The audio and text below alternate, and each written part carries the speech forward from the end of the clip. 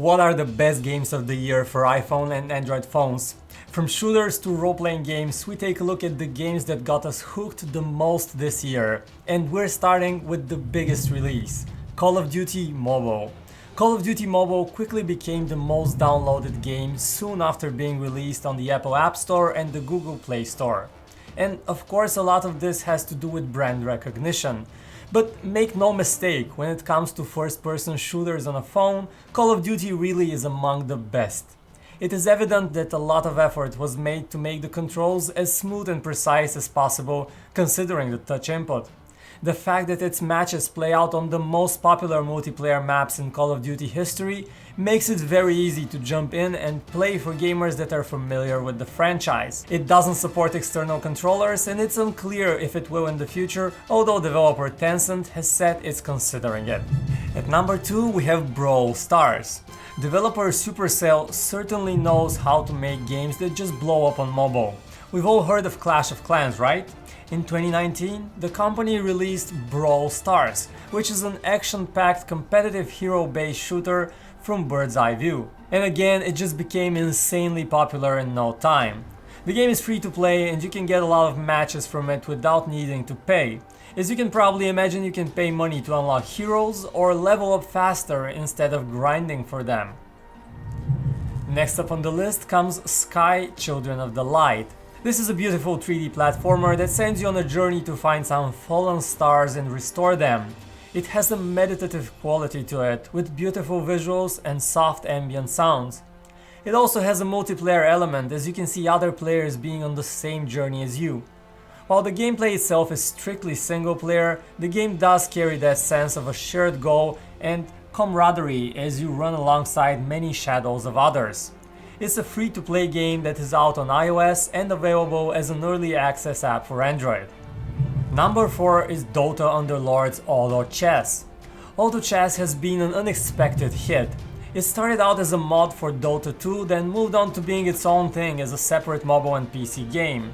Valve also noticed that the mod is super popular, so it launched its own version of Auto Chess, that's Dota Underlords. In any case, both titles are very similar. Their gameplay is an addictive mix between turn-based strategy, resource management, and tower defense. One has to try it to fully grasp it. Thankfully, both games are free to play. At number 5 we have Armajet. Armajet is an all-out guns-blazing side-scrolling team deathmatch game. You control a futuristic soldier with a jetpack and a big bad weapon, facing others in a fast-paced 3-minute-long matches. It's also cross-platform, meaning you can play against people on PC, Mac, Android or iOS. Your account is shared across your own platforms, so whatever your character has unlocked on mobile, you'll have on PC as well. Next up comes Grimvalor. This is a pretty amazing side-scrolling game that puts heavy emphasis on exploration and challenging combat. It is a bit Souls-like on a few points. The bosses can destroy you really fast. The combat is centered around well-timed dodges, and resting at an altar will heal you but also respawn all of your enemies. That said, we found it to be much easier than an original Souls game, but it's still super fun and satisfying to kill a boss without being hit once. At number 7 we have Oddmar, a quirky platformer where you control Oddmar the dwarf through an epic adventure of mostly collecting coins. This one feels like it drew some inspiration from Super Mario in all the good ways. You've got a lot of obstacles to jump over, fall through or bounce off of. You've got plenty of enemies which you defeat by stepping on them. The level design is solid and animations are smooth, fun and quirky. Next you should also look at Archero. This is a roguelike top-down shooter which sends you in demon-infested dungeons time and time again. With each run you gather gold, items and experience which lets you level up your character between level restarts. There are a ton of weapons and skill variations to try out, as well as monster patterns to learn through 13 hard to beat chapters. Number 9 on our ranking is MU Origin 2. A dungeon crawling loot 'em up that looks like it drew a lot of inspiration from Diablo 3, but also has some sprinkles of bigger MMORPGs in there. For example, you can ride a mount as you traverse the rather enormous world of MU. You can team up with others or even join guilds to go on raids together. Or you can join the arena for 4 vs 4 team fights or 1v1 death matches. The game is free to play, so there is some quite obnoxious in-game monetization.